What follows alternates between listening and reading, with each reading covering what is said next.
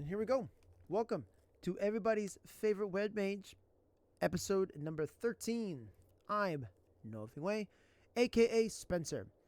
And this is a 5-minute breakdown of a red Magic the Gathering card, their properties, missed opportunities, and honestly, what I think. You can find me on twitch.com/nothingway for a $0 free experience on MTG Arena. I'll show you how to do it. Don't forget to ask questions. Today's card is from the set Crimson Vow. Right. Honeymoon, Hearse. It's a red card, 2 and 1, 3 total, converted mana cost or mana value, 1 red and 2 colorless for an artifact vehicle. It's an uncommon. And here we have a 5/5 trample. Tap 2 untapped creatures you control.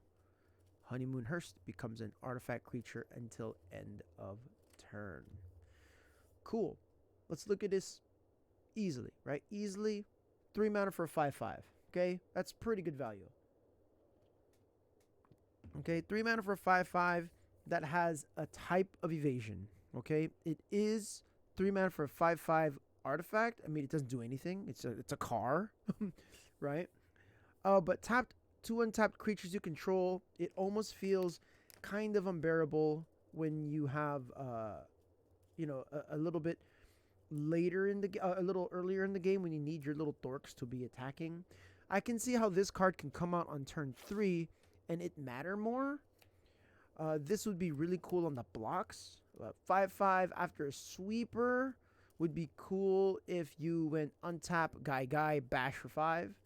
Right? So on turn 3, you cast Honeymoon Hearse. Then your opponent sweeps you on turn 4.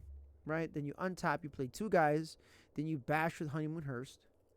That's assuming your opponent doesn't expect you to, turn it on for a swing. I think this card is okay. I'm not going to sing its praises. I think this card is all right. This is really good in draft. You're going to have a lot of dorks, especially as a 5/5 trample. It's going to get in there. I think the hardest part for this card is to see a little bit of standard play, as there is, there's a lot faster cards, especially cards that do better things. At the 5 slot, at the 3 slot, you want to have a beater, like something that's a threat to the opponent, right? Like you don't want to play a card that does nothing. I'm always gonna say this because it's true. Like, in order for WotC to slow down the curve, they like to make up cards that do nothing when they come into play. It's kind of a reminder of like the olden times. The only problem is they have a lot of cards that come into play and do something. So when you have cards like this that come into play and do nothing compared to cards that come into play and do everything, or you compare this to other cards that are, strong, like other colors, right? Like if you compare this to any card in blue, right? Cards that let you fish out the deck, let you look through your Rolodex of cards. You're like, okay, like I'm going to draw a couple cards, kind of stop this, bounce this card. This card becomes a lot slower, right? If it had haste as a missed opportunity, I think this needed haste. This needed a type of, I don't know. Did it need first strike? Did it need double strike? Double strike would have been cool. If it would have came back from the graveyard, it'd been kind of cool. I mean, what is the theme of it being a hearse, right? What is the theme? I don't get it. Is there something here that I'm missing in the storyline? I don't know. I'm not a big fan. I don't like the way this is being portrayed here. It doesn't feel good.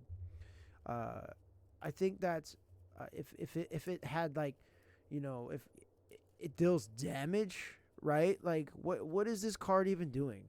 This feels more of a green card than a red card. Right, I think that this is a big waste of space that WotC here just wanted to. This probably originally could have been a green card. I don't know. What do you guys think?